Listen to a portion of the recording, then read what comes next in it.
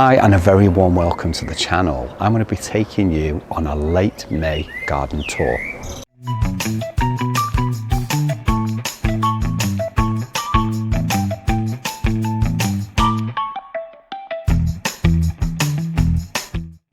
I'd like to start this video by saying a huge thank you to people that have replied on our channel post regarding our cat daughter Honey, who passed away.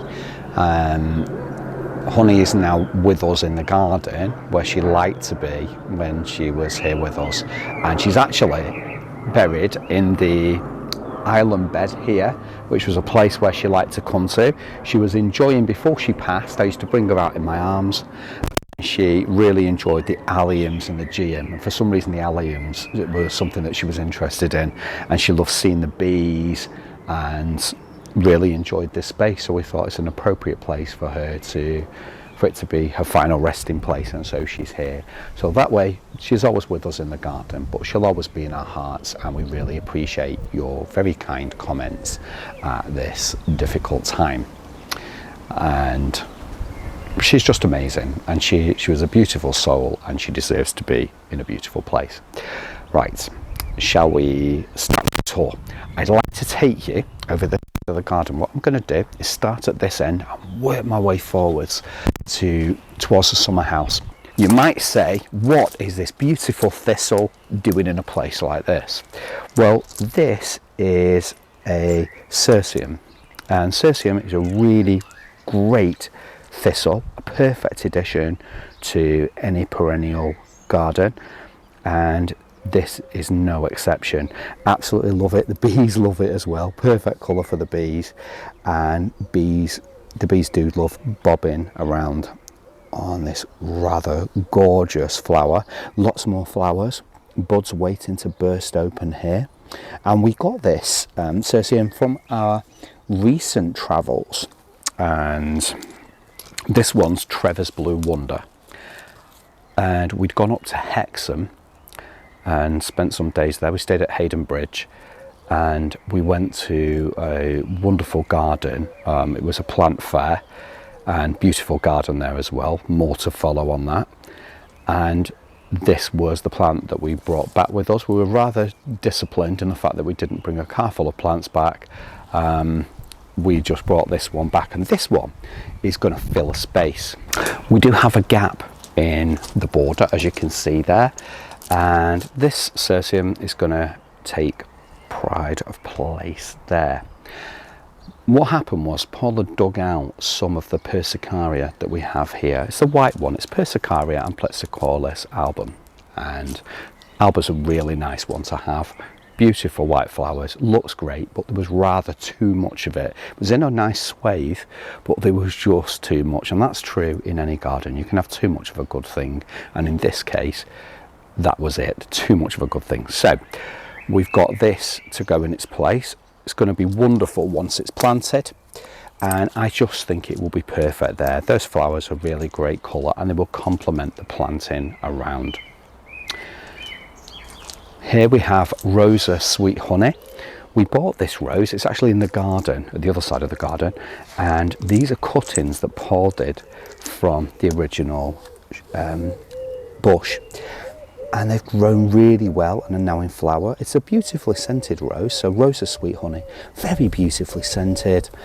Not that great for cut flowers, but smells great on the bush, and I just think it looks fantastic. And we bought this again because we've been out somewhere, seen it, and obviously our cat was called Honey, and so we thought it was lovely to have in the garden as a bit of a nod to her. And so there's flowering lovely. As I said, these are cuttings, and they'll find space somewhere in the garden, or we'll give perhaps one away as well. Digitalis doing absolutely amazing. I love Digitalis in the garden, or foxglove, if that's how you prefer to refer to it as. Really nice. I love the way that in these flowers, the bees go inside these little booths, and you just hear this massive zzz, massive buzzing as they're in there. This one there, oh, it just flew away. It's a shame, I was hoping he was going to do it. There's one coming. Oh, he's flew away. Where are the bees when you need them? Now, This looks great. It looks great, and the bees love it too. Now, it's a biennial, so the first year that you grow this, it will form a rosette. So it just form a plant, this rosette. The following year it will flower, it will set seed, or this will set seed, and then it will die. So you need to keep that succession of plants going in order to create a display like this. The beautiful geranium, this is geranium Phaeon, really nice. I love the dark flowers on it. So do the bees, very much attracted to these flowers. I once saw something that said it was talking about bees and the kind of colours that they're attracted to, and I think this type of thing they see really, really clearly, hence the reason they love it so much. But everything's doing really well. The garden's burgeoning. We've got a lovely rose, which is Paul's Scarlet up there. That's doing really, really great. Now, Paul's Scarlet is a climber, as you can see. It's actually in a container, but it's growing really, really well. It's got lots of buds on it, and this is the first year it's reached its height. It's got over that little trellis container planter thing that we've got going on there, and it's doing so well. It's a really nice flower to have. With regards to scent, there's not that much to smell on it. It's one of those roses that if scent was 10, being highly scented, and 1 having little or no scent at all, it will probably be a 2. So it is quite low, but very nice to look at, and a very, very beautiful rose. Tomatoes are doing absolutely amazing over here. They've hardened off now. They're outside all the time. We're at the end of May. We're keeping them out, and we are very happy with the progress. These are eventually going to go in the veg bed. We're going to give some to mum and dad as well. So there will be a few spare, but it's looking really, really good. And this area we're using for a lot of storage at the minute. There's a lot of things going on. We've got our sweet peas over here as well. Lots of plants. But over on this side, we've got our sweet peas growing in containers. Now, when these are ready to go in against the fence, we will place them on the ground. Do that. So literally, the base of the pot is under soil. The roots can permeate through the base, and they will keep them in these pots, and it does help to protect them from the slugs as well. So that's why we do it. That's one of the main reasons why we do that. And they'll just be great for the summer. Going to be absolutely amazing. Lots of bits and pieces along this side, but as I say, it's pretty much a staging area at this time of year because we've got so much to go in the garden. Everything's looking good. We've got our penstemon, and this is penstemon garnet. Really, really nice flowers on this one. Very, very beautiful. We've got some open there, and it's a beautiful colour. Really worth growing. Been growing this one for many, many years. It looks great, and it just is really, really reliable. What you do have to do is not cut it back too soon. So as soon as the spring comes and you're doing your cut back of your perennials, don't be tempted to cut this back until the danger of frost is pretty much over. That way you're not going to lose any plants, and it's going to be fine. Everything's looking good. Our phlomis looking amazing. I can't wait for those yellow flowers to burst open. Look at these. They're looking great. It's really tall. Phlomis can be one of those plants where if you move it, so for instance, say we decided to move this year, probably next year it wouldn't flower at all. This is coming from experience years ago, by the way. But then eventually it will reflower. We're not planning on moving this. It's staying where it is. It's very, very happy. We're getting those flowers on. And what more can you ask for? That's what it's about. It's about putting the right plant in the right place, trying to get it right first time, because if you make a mistake, you need to move things. This is the right plant. It's in the right place. It's got lots of sun. It's very, very happy.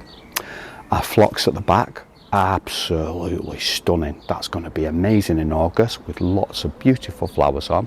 That's Phlox paniculata spatsuma, and it's a really nice variety.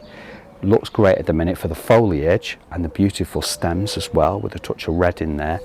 But when it flowers, it's going to be amazing for scent. Astrantia roma.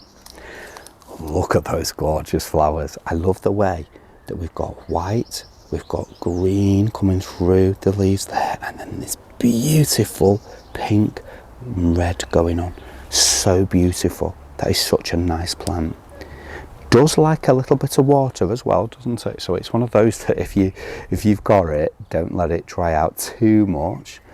But it's just perfect. This time of year is the best time. Everything's going on in the garden. Everything looks at its best. The flowers that started to bloom in during the springtime are now coming to an end, whereas everything else is just burgeoning and the flowers are bursting open. It's a great time of year, and you know what? It's one of those times of year now where it can only get better as we go through into summer and into autumn as well. So much to look forward to in this type of garden. Our beautiful Thalictrum, and this one is a variety called Black Stockings. Really, really nice. Gorgeous flowers on there. And then we have these really sumptuous stems. Very sturdy, very strong, looking great. I'm not so much a fan on Thalictrums, but this is one that does it for me. I really do like it. This one is gorgeous, Digitalis there. It's a nice combo again with that apricot kind of colour with the Digitalis purpurea as well, looking great. Now, if we move forward, we've got our Persicaria beginning to flower here, and this is Persicaria and it's a variety called Superba. Really nice one, and eventually these flowers will just cover this entire area. You can see them starting to come out now, but they'll be about this height, and this whole thing will be a mass of these beautiful flowers. Alchemilla mollis, a really traditional cottage garden favourite. This has these beautiful acid green flowers with the most gorgeous, huge, succulent foliage. Beautiful leaves on that. And it's called Lady's Mantle. And when it rains, it looks almost, the raindrops look like jewel-like on the foliage. Really, really impressive when it rains on this plant. Really lovely. It is a prolific self-seeder, so it will self-seed all over the place. So probably once they begin to die off, before it sets seed, best to take these heads off. You can cut it back once it's finished, and it will come up with lots of new great foliage, because it can look a bit tired. It will come up again and flower again as well. It's a really, really nice one. 3 plants of ours have had what's known as the Chelsea chop. Now, there are many reasons why you do the Chelsea chop. The Chelsea chop has its name because you do this at the time of the Chelsea flower show. So that's the first thing.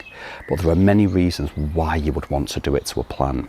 For us, it's to keep the plants in check, because the plants that we've done it to would be far too big for the space if we didn't do the Chelsea chop. And so it's been done.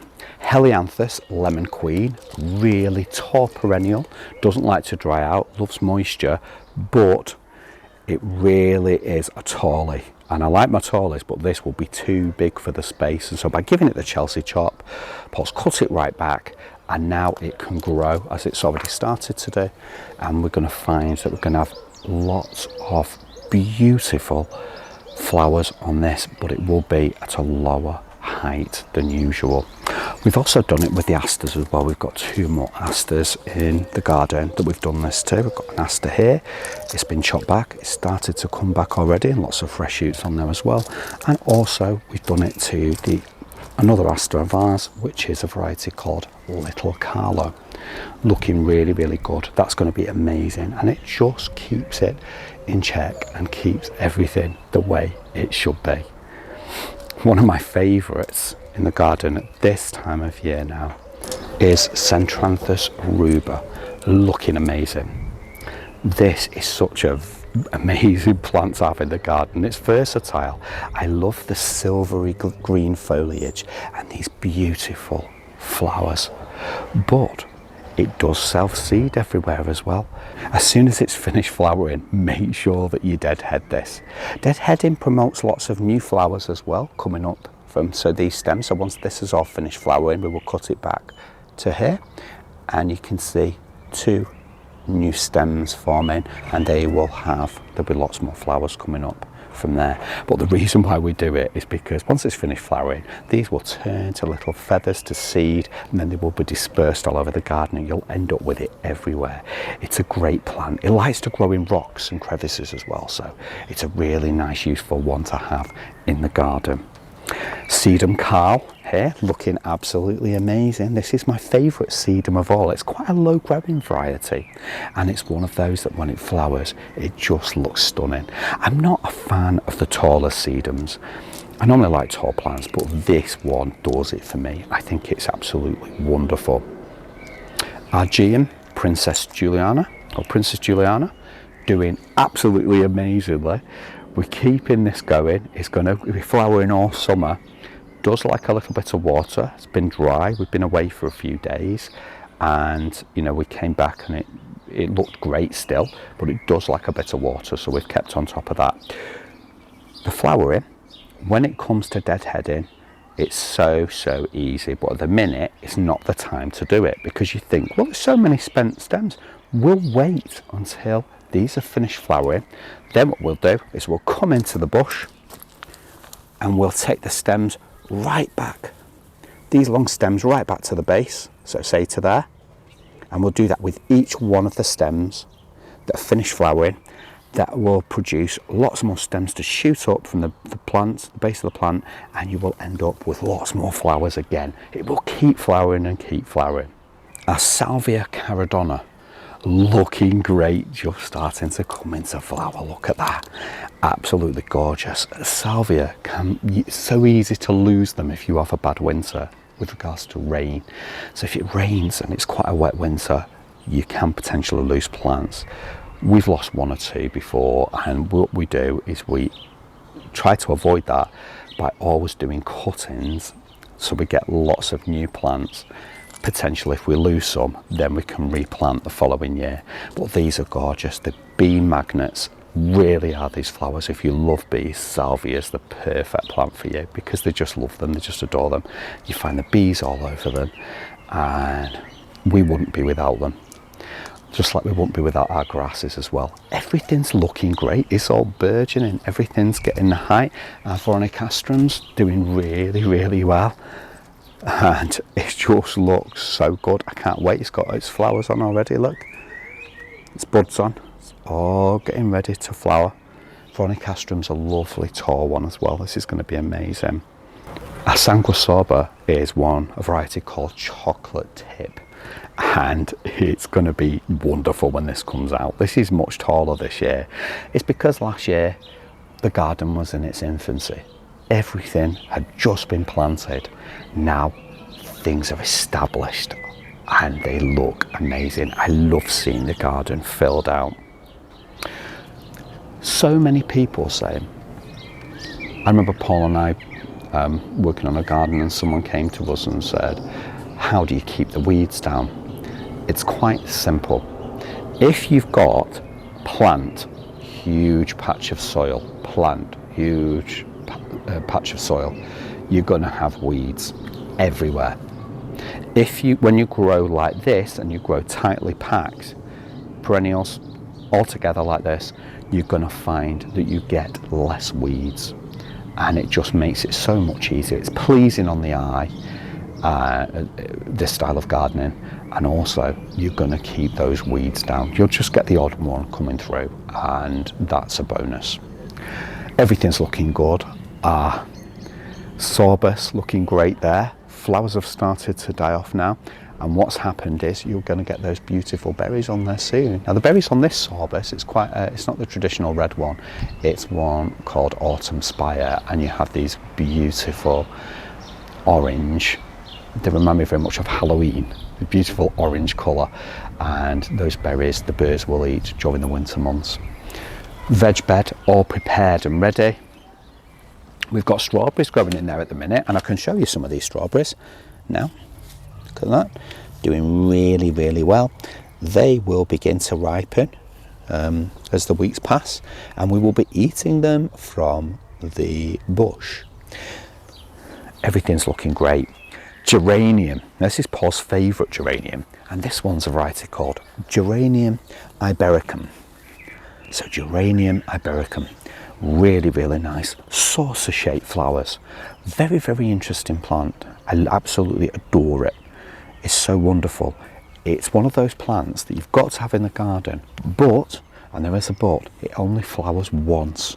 And so this is, normally with hardy geraniums, you cut them back, they keep flowering. So when I say cut them back, what I mean is once the flowers are finished and the foliage is looking a bit untidy, you cut these geraniums, as you can do with this one, back to the ground, all the way to the ground with a pair of hedge clippers, shears. You can cut them all the way back to the ground. They will produce, give them a good water, a feed, produce lots more foliage and lots more flowers. This one doesn't. So Geranium ibericum, it does its thing, flowers its head off, and then that's it. So you can cut it back to neaten the foliage and get lots of fresh foliage, but it's not going to flower for you again. Our Maltese cross here, or Lichnis chalcedonica as it's known, its proper name, is just coming into flower now. I love this one. It's red. It's my favourite colour. I absolutely adore it. But when I say my favourite colour, my favourite kind of red is this beautiful poppy next to it. And this has come into play whilst we've been away. We came back and it's flowering so beautifully with lots more flowers here as well, lots more buds waiting to burst open. I love poppies. This is an oriental poppy, really nice to have in the garden, and they just look stunning. But that's my favourite red, literally. Our memorial tree to Ben, absolutely gorgeous, Prunus nigra, looking great right now. Rosa Super Dorothy has got all the buds on. This is a beautiful rose. It's not very highly scented, but it makes up with it for the beautiful, gorgeous pink flowers. And as you can see, it's a rambler. This is a rambler, this one, sorry. And look at all the buds that it's got on there. It's going to be covered, the whole fence is going to be covered with these beautiful pink blooms. I just love it. It's the perfect time of year. Everything to look forward to. Rosa Sweet Honey. I showed you some at the beginning of the tour in flower. This is Honey's rose. And I used to bring her to this rose and sort of like knock it with my foot and say, this is your rose, sweetheart. And she absolutely adored it. And I'm waiting for this one to flower. It's going to be absolutely stunning. Grass is doing super well. This is Calamagrostis Carl Forster. Looking great. Good tally, this one. Very upright, very tall. Looking absolutely wonderful. Geranium Roseanne. Lots of buds beginning to flower.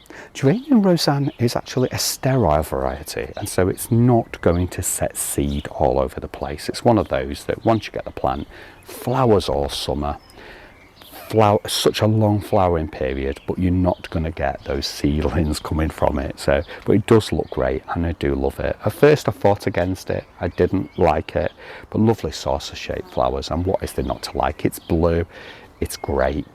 Aquilegia, just finishing off our Aquilegia flowers now, and I can't wait to show you the seeds. They're not ready yet, but when they are ready I will show you some of the seeds, because they are my favourite seed, these beautiful black seeds.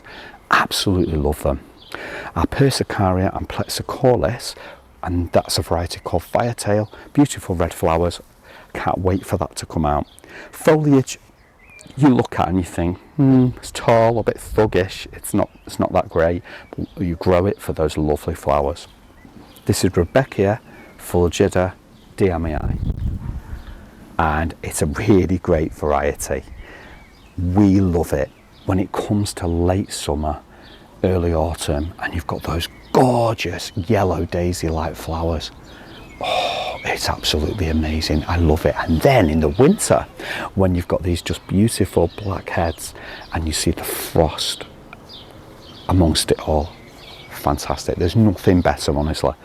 It just makes it all worthwhile. Even in winter, there's something to enjoy in the garden. And I just feel so blessed when you follow the journey through of a plant from its infancy. So when things are just emerging now from the ground, things are doing really, really well, and then you end up with a situation where in winter you're still enjoying those plants. I absolutely love it. It's looking great.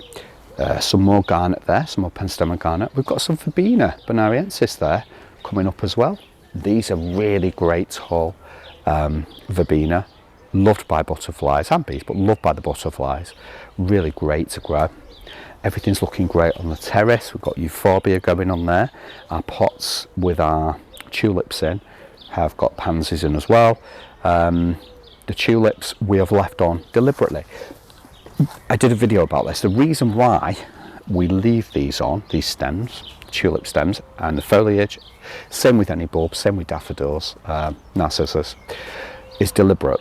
What we do is you pinch the heads off once they're spent heads, and the idea is that all the nutrients go then back into the bulb. If you start just chopping everything down to the base and you try growing these bulbs, I mean tulips, most people replace them anyway, but if we're going to use these bulbs again, if you start chopping them back to the base, you're going to find that they're not going to produce very healthy flowers next year, if at all any. So it's something that you need to do. You need to leave them on, give them a feed, let those nutrients go back into the bulb, and that's the name of the game. Everything's looking absolutely fantastic. The wild strawberries. Now we've got some over there, but we've got a few going on here as well, if you look at those. Now wild strawberries are really great to eat as you walk around the garden. So to be honest with you, that's almost ready. I'm going to take that off now. I'm going to actually take that off and eat it right now as we speak. That's lovely. I love wild strawberries. And these are absolutely delicious. Now, Ceanothus, or California lilac, just coming over now. So it's still flowering, but it's getting towards the end of flowering. But that is a really useful shrub to have. Again, loved by the bees, and it's blue as well. Blue is a rarity in the garden, so whenever you can get blue, and the more blue you can get in there, the better. Buddleia is looking great. That's a lovely white variety. It's going to be truly amazing when that comes out. We've got some more Centranthus in here, and we've got, coming through the fence for the first time, it's in a pot, but it's doing really, really well. This is honeysuckle. So hopefully we'll have lots of flowers on that as time goes on. It's lovely Rugosa rose here. Wasn't doing anything until it was cut back. Oh, it's my little friend. That's my little friend. I've named him Babes. Absolutely amazing. He's very friendly. Hello, sweetheart. You okay? Are you okay? You want something to eat? He's come down for his evening meal.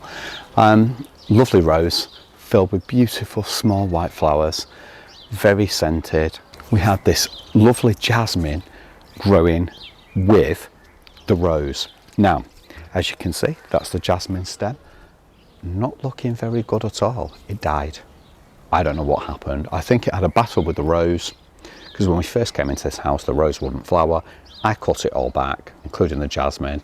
The rose flourished, and the jasmine is now dead. So I think the rose decided that he was going to stay, and the other one had to go. So there you go. GM in Honey's bed. I'm going to name it Honey's bed. Looking amazing with the beautiful geranium. Now this is geranium nimbus. Really nice flowers, this one. So Honey's here. I feel so happy that she is, because she's with the apple tree. She's with the alliums that she loved to watch so much, and the GM and the geranium flowers. And here we've got the apples on the apple tree as well. So I said we're expecting apples, and we got them for the first time, because last year the tree was really settling in. Now it's settled and it's doing amazing. I'm so proud of it. I'm so happy. So we'll be able to enjoy those apples this year. There's a few, there's enough.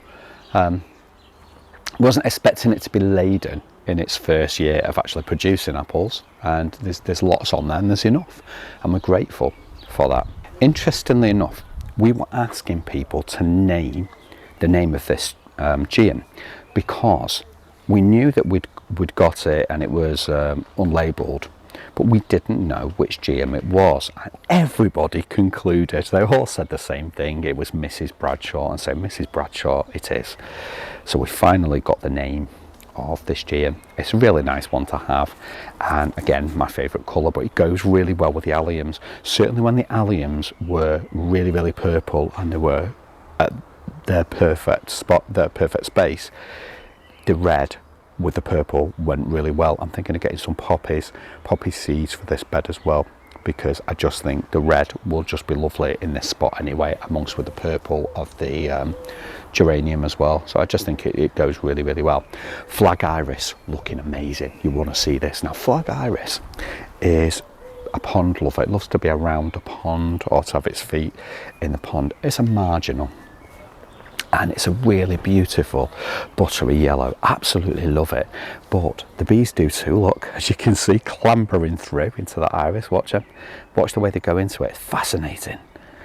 You see that? Truly amazing. He's in there now, right now. You don't know where he is, but he's in there. And the other one, look at that. And then they slide back out with lots of pollen. Now, without getting myself stung, oh look, what I'm going to do is sniff the beautiful scent from this. I can smell it now. When the sun's on it, it's much stronger. But as you can see, the bees absolutely adore it. Now, trying to be careful. So we've got a really strong scent to it. So beautiful. So if you've got a damp area in your garden, you've got a pond, or you're next to a brook or stream, and you can grow this, I really do recommend it. So flag iris, so beautiful, and I just look forward to this every year. Incidentally, we've not added it because you know that we did the pond. We didn't add this. It was already in the garden. It was already in the garden because there was a pond here decades ago for a long, long time, and the iris stayed, and now it's happy. It's with the pond again. It's where it should be. Everything is looking absolutely amazing. Now, we have got Primula japonica there, doing really, really well. And I think these are Harlow Carr varieties. I'm sure they are. There was something that we picked up and they look truly stunning. I'm so pleased with them. They look great and they go really, really well with the Centranthus next to them. And I just think that where would we be without our Primulas? I'll tell you something, we haven't got any anymore. We did come to this garden with it, but we haven't got it now. But one of my favourite Primulas is Primula florendi. Now, Primula florendi is a beautiful, gorgeous yellow Primula. It has flowers with these yellow droplets, but they're highly scented, and I really do recommend it. Also, Primula Miller's Crimson as well. We've got another Primula here, and this is Primula japonica apple blossom, looking really, really great next to the pond. Absolutely love our Primulas, and that's the best place for them to be. Now, our beautiful GM here, and this one's a variety called Mai Tai, looking great, even though the flowers are some of the flowers are starting to go over, some are just opening, and it just looks stunning. It's this mishmash of just gorgeous, delightful flowers. I just love it. I love the new ones there. Look, the colour, they start off, then they fade, the petals fade, and then these are just as interesting when they finish flowering and all the petals are gone and you're left with these. Look, what's not to like about them? Now, what we can do is cut it back and it will continue flowering, but we're not going to do that right now. We're going to leave it, let it do its thing before we start doing anything with it. Astilbe, looking great. Again, this is not a plant that Astilbes do not like to dry out. So this is something that you need to keep a check on if you want to grow it. Otherwise, all the leaves, the foliage, the first sign that an Astilbe is not happy is all the foliage goes frazzled, and which this is healthy, but normally they just go off frazzled and crisp at the edges, and you know straight away that you need to either chuck some water on it or you're going to lose them. But they're looking great here next to the pond. I just love it. I think the garden is in perfection mode at the minute. But the thing is with this garden, as with any garden that's created, that you've thought about flowering times and what periods things are going to be flowering, and you've got that succession of flowers through the year, we know that it's going to get better. This is magical, but it gets even better as the months go on. We'll soon be going into June, then July, August, September, and with each month that goes by, it just gets better. There's always something else to see. There's always something else to look at. And we're just so grateful to have such an amazing space. I would like to end this garden tour here. Again, thank you for the well wishes and the loss of honey. It's been really great to have you on board with this tour. Absolutely fantastic. I love showing you around our garden. It's my favourite thing to do. I really appreciate your kind comments. If you have any comments, please drop them in the comments box below. Also, remember to subscribe if you've not already done so. It's totally free to subscribe. We still get people asking us, is it free? I don't want to pay a subscription. You don't have to pay anything. It just means that you get to see, if you click the subscribe button, you get to see our videos when they come out. Also, please don't forget to like the video as well, because that helps YouTube to understand that, you know, more people have seen it. Also, you can hype our video as well. There's such a little button that says hype on it, so click that, and then I think you click it again and it hypes the video. Also, if you've got social media accounts, please feel free to share our videos and spread our love for plants to people that you know. Or if it's your socials, share them on your account. I think that's everything. Subscribe, like. Yeah, I think that's everything. Thank you so much for watching. It's been a pleasure, as I say, to have you here with me, and I very much look forward to seeing you on the next garden tour. In the meantime, take care and happy gardening. Enjoy the rest of this month, and just remember, it's great to be out in the garden working, but as gardeners, I think we're guilty of working too hard and focusing on fixing things and arranging things and planting this and planting that and weeding and everything else that goes with it, that we forget to actually sit back and enjoy the garden. And that's what I intend to do this morning. I have a little glass of wine there, and I'm going to enjoy the garden. Thank you for watching. Take care.